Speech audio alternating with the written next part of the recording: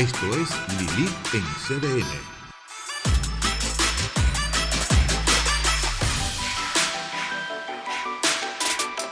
Se puede, se puede. Buenas noches familia, amigas y amigos, bienvenidos a esta su casa, la casa de todos, Lilith en CDN, que usted sabe, ya lo he dicho mucho, que también somos la fórmula antinovelas.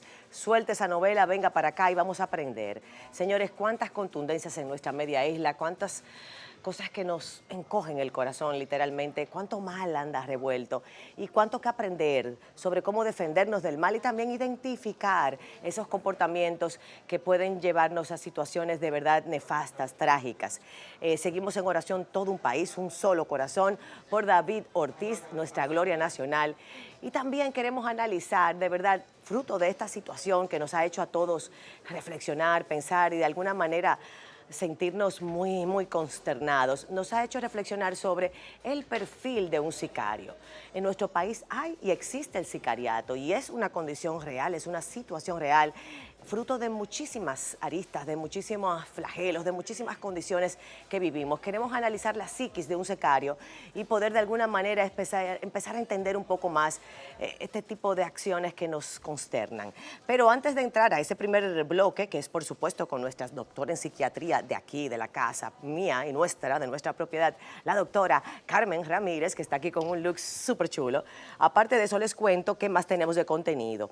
Hablamos en nuestro segundo bloque con Stefano Brumat, que ya regresó de su largo viaje por toda Europa y todos esos países exóticos. Ustedes saben que ese es mi investigador de neurociencia y física cuántica favorito, pero yo también le llamo a él el filósofo porque me fascina hablar de filosofía con él. Con él seguiremos el tema, vamos a hablar de la mente del mal. ¿Por qué realmente la mente del mal puede de alguna manera sobreponerse o manifestarse con mayor fuerza muchas veces que la del bien? Platón decía que el mal es la ausencia de la conciencia del bien y bueno, Stefano viene a ampliarnos sobre todo este criterio filosófico alrededor del tema. Y para cerrar, tengo aquí a Víctor Piñeiro, abogado de entretenimiento, ya ustedes saben, Seventh Art,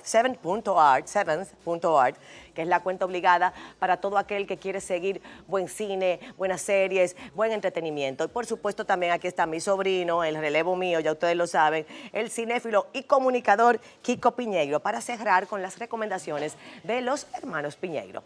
Arrancamos con Carmen, bienvenida Carmen. Encantada. Yo quiero estar contenta, tú viste, yo quiero, pero seriamente que cuando uno ve que en nuestro país existe un sicariato tan bien organizado, estructuras que tú dices impresionantemente, wow, sí, es verdad. Y si David Ortiz, dicho sea de paso, la vida de David Ortiz costaba 400,000 pesos, imagínate tú, Carmen, Wow. Lo que va a costar la tuya o la mía. Bueno. O sea, no vale nada una vida y hay personas dispuestas a hacerlo, jóvenes. Vimos de cara a ya los hallazgos de la Policía Nacional y de la Procuraduría las caras de estos muchachos. Y son gente joven, gente joven. Entonces yo quiero entender, Carmen, del perfil de un sicario. ¿Por qué hay sicariatos en República Dominicana y cómo son jovencitos? Sí. ¿Por qué se convierten en sicarios? Una persona que puede cumplir el rol de lo que llamamos un sicario, una persona que se puede dedicar a hacer actividades que dañan la vida, la moral, la salud de otra persona, tiene unas características mentales con las cuales que le ayudan para que pueda ejercer esa función. Esa persona, por ejemplo, no siente remordimiento.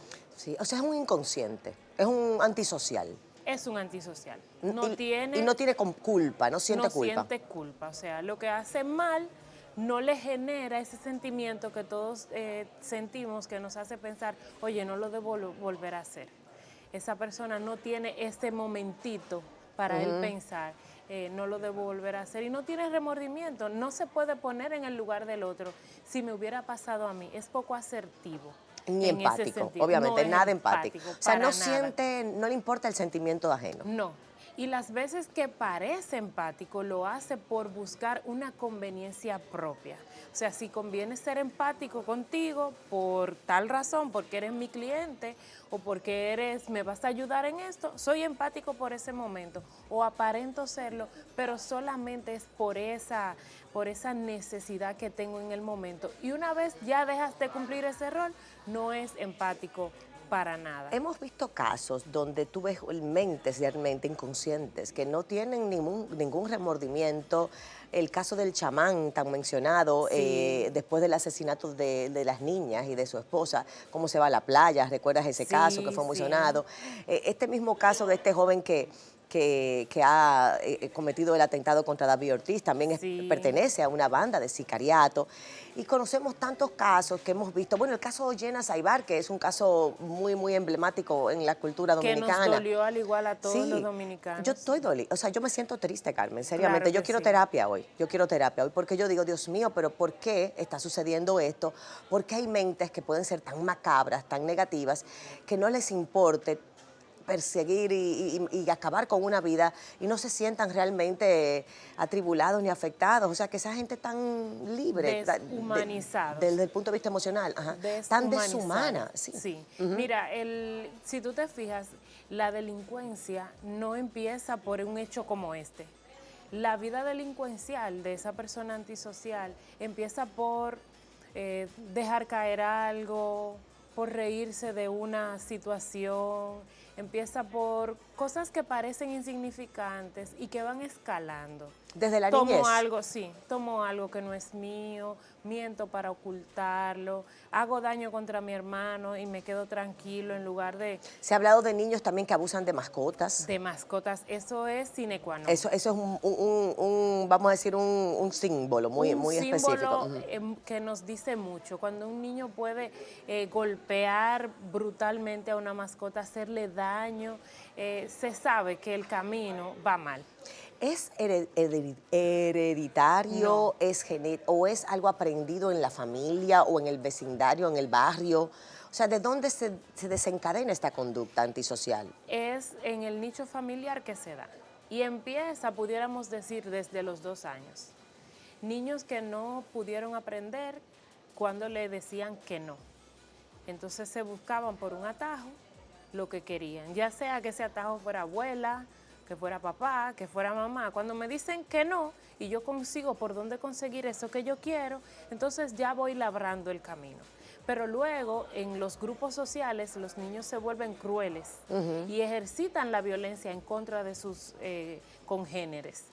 Los más débiles, Contra los más débiles. para sentirse más fuertes. Claro que ¿Pero eso sí. es naturaleza humana o la naturaleza maléfica de algunos? Pregunto. Eso es naturaleza humana y falta de límites para poder entender cuál es el camino real, cuál es el O de camino que debo orientación. llevar. Sí. Límite porque a veces cuando el niño intenta algo y tú sabes que no debe ir por ese camino, debes poner reglas. Y si la infringe, entonces debes poner castigo. Y si lo hace, debes mantener la postura para que el niño entienda que ese es el camino. Pero cuando el niño hace y a veces le corregimos y a veces no, entonces puede seguir por un camino desorientado. Un niño que ha llegado ya a un estadio de inconsciencia total y que ya no le importa No me ser gusta sicario. la palabra inconsciencia. ¿Y cómo lo llamamos? Deshumanización. Deshumanización, exacto. Para mí es falta de conciencia, que se sepa, pero tú eres la experta, Sí. no voy a discutir con lo que saben. Pero a un punto de deshumanización y de desensibilización Así. total. Un joven que ya ha llegado ahí, ¿es recuperable? Un Popeye, por decirte algo. Es muy mal pronóstico. La ciencia no revela que haya un % de recuperación posible. Incluso algunos hablan de que lo único que podemos hacer con ellos es trancarlos. Porque la escalada va a seguir creciendo de la dimensión de los crímenes y como ellos no son honestos, como no pueden sentirse que algo que hicieron mal generó un daño y entonces No eso les sienten esa culpa, no sienten ese... sienten, no hay por dónde alarlo. Si te sientes mal por algo, entonces yo puedo sobre ese malestar crear conciencia, pero sobre cuál malestar voy a generar conciencia si esta persona no es lo suficientemente honesto ni tampoco tiene un sentimiento que lo Pero pueda tú ves por qué yo atar. digo que son inconscientes, Carmen. Tú llegaste donde yo quería. Ahora, tampoco les importa jugarse la vida en un instante. Tampoco les importa ir a prisión de por vida. O sea, son gente como tan desapegados a todo. A los valores humanos a los que la humanidad en general está apegado, ¿ves? Entonces, por eso me gusta el término deshumanizar. ¿Cómo funciona esa psiquis? O sea, mi pregunta es, una persona que tiene esa condición, porque para mí es algo particular, ¿no? O sea, Sí, obviamente es son un poca trastorno. gente. Tengo un enredo aquí, pero Sí. ya lo estoy organizando, Carmen, tranquila. Mi pregunta es, una persona que tiene esa situación, esa condición, ¿cómo de alguna manera uno empieza a identificar? Porque pueden estar en sitios sociabilizando sin uno Claro. identificar que son personas de peligro, que son personas antisociales o deshumanas. ¿Cómo uno va identificando esos patrones, esos Bueno, perfiles? si estamos en una relación cercana, la mentira siempre va a sobresalir. Siempre va a sobresalir. Y esa persona puede usar la mentira incluso para cuando comete errores, para cuando entra se desvele que cometió ciertos actos, entonces tapar esas situaciones en las que se vio involucrada frente a una relación que a él le interese por el momento. Son perfectos en actuación, siendo hipócritas. Totalmente. Porque muchos de ellos van a la escena del crimen una vez lo cometen. Totalmente. Y participan de la búsqueda, todo eso. Sí, y lloran y te hacen sentir que tienen empatía contigo, pero esa no es la situación. Si la mentira nos visita, si estamos viendo a alguien que está mintiendo con frecuencia, hay que observar. Y si esa persona también infringe la ley, Es agresiva. Sí. Ajá. Despotrica esto que nosotros llamamos reglas, los horarios, qué sé yo, la Constitución, las reglas a los que todos estamos apegados. Entonces, no cree en ellas y es muy probable que pueda infringirlas fácil. Yo he visto casos, Carmen, de madres, bueno, recientemente, hace unos días, se vio el caso, quizás semanas ya o meses, porque tú sabes que el tiempo pasa volando, Sí. pero el caso de una madre que al notar que su hijo había robado, le dio una paliza enorme. Wow. Los comentarios fueron muy antagónicos, muchos a favor, muchos en contra, o sea, ningún comportamiento de agresividad física, propiamente dicho, es No es bueno. recomendable, No. exactamente. Pero nos ponemos a pensar, o sea, este tipo de personalidad que parece ser común ya, Carmen, que no es un solo caso, que vemos Es más de lo que pensamos. que es más de lo que... Ese tipo de personalidad, entonces, son monstruos para la sociedad, hacen daño. Sí. Y aparentemente no tienen cura. Sí. Ajá, Tiene razón. todo lo que estoy diciendo es cierto. Sí. ¿Por qué? O sea, ¿por qué está sucediendo esto? Bueno, es que... ¿Cuál es la influencia que crea estos monstruos? Desde el punto de vista profesional, pero a la vez humano, yo estoy viendo cada vez el hogar creciendo solo. O sea, mucha gente deja que sus hijos crezcan sin ese patrón de valores a los que creemos y que estamos en la misión de transmitirlo a la generación que viene. O sea, que son niños abandonados, los que pueden tener este aunque comportamiento estén en casa, psicópata. Aunque estén en casa, aunque los tengas protegidos, aunque les des alimento, emocionalmente están abandonados. Niños abusados, aquí hay mucha gente que no sabe criar y que realmente maltrata a sus hijos. Claro que sí, y esos niños entonces ya tienen por qué ejercer la violencia en contra de sus amiguitos o de otras personas. Un niño maltratado puede ser un psicópata del futuro. Ese es El caldo de cultivo. Ese es un ingrediente que va a aparecer siempre. Ese niño reconoció que lo abusaron, entonces él quiere como una manera de hacer justicia por sus propias manos. ¿Cuáles otros factores son fundamentales para crear este tipo de personas que dañan tanto a la sociedad? Los hogares descompuestos, hay que saber. La falta de atención al niño y del cuidado. Sí. El maltrato al niño, o sea, el ser severo con el niño, como se ha visto aquí en muchos casos. Y reitero que para ser severo hay que abandonar al niño durante un tiempo. O sea, el niño hace y te cansa y por eso entonces lo golpeas brutalmente. Cada vez que el niño comete un errorcito, si lo aconsejaras, si lo corrigieras, si lo estimularas a hacer un comportamiento diferente, no tuvieras que llegar a cansarte, no tuvieras que llegar a hartarte.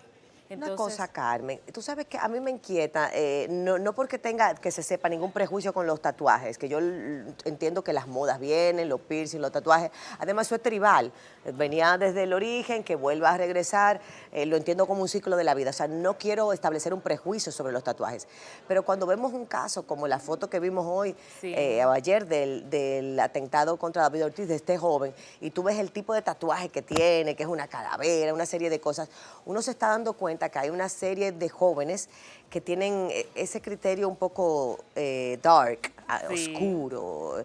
Y hay una parte que dice, no, eso es parte del rock and roll, de la visión, vamos a decir, de quererme lucir que soy malo, pero Sí. que es parte de la juventud. Hay otras personas que creemos en los símbolos, como yo debo decirlo, y cuando vemos estos símbolos nos preocupamos.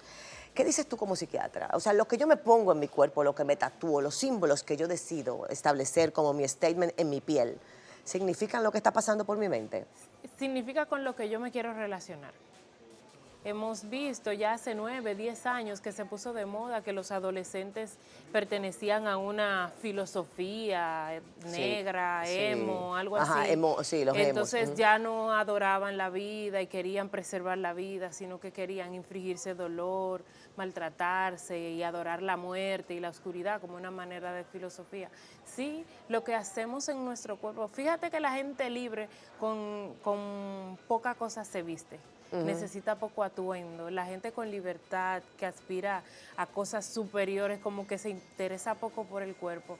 La gente que hace cosas en su cuerpo y que necesita ponerse cosas, necesita tener como Somos tocar lo materiales, básico. son más Sí, terráqueos, vamos a decir, exacto, terrenales. más terrenales, más básicos. Entonces, también eso se ve en su forma de pensar.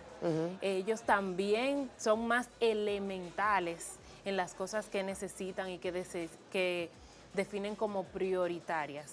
Por eso tienen un pensamiento entonces más como local, más Primate. primate. Oye, para mí eso es antievolución. Por Sí. eso que yo digo que es un nivel de conciencia cero, porque es que es como un animal, es una persona que no tiene los sentimientos humanos. Exacto. Yo- Ahí Sí, coincidimos. yo sé que tú no estás con lo de la inconsciencia. Los niveles de conciencia soy yo, la ignorante aquí que me lo he inventado. Es que pero, la conciencia pero eso es la una teoría capacidad- que yo tengo. La Ajá. conciencia es la capacidad de saber que estoy aquí y ahora. Ajá.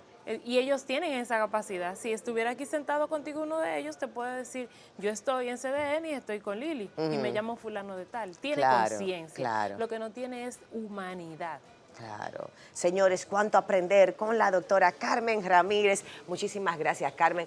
Bueno, ya conocen un poquito del perfil del sicario. Seguiremos hablando un poco de cómo el mal se está manifestando y cómo podemos hacernos de la vista gorda, porque lo que atiendes crece y lo que ignoras desaparece. No se trata de no hacernos responsables o de no afrontarlo con responsabilidad, pero sí de no seguir de alguna manera engrandeciendo esta ola de mal que parece ponerse de moda y que no nos conviene a ninguno. Vamos a una pausa y regresamos de una vez. Ahora seguimos con Stefano Brumat, que nos va a hablar de la mente colectiva del mal y cómo salir de eso.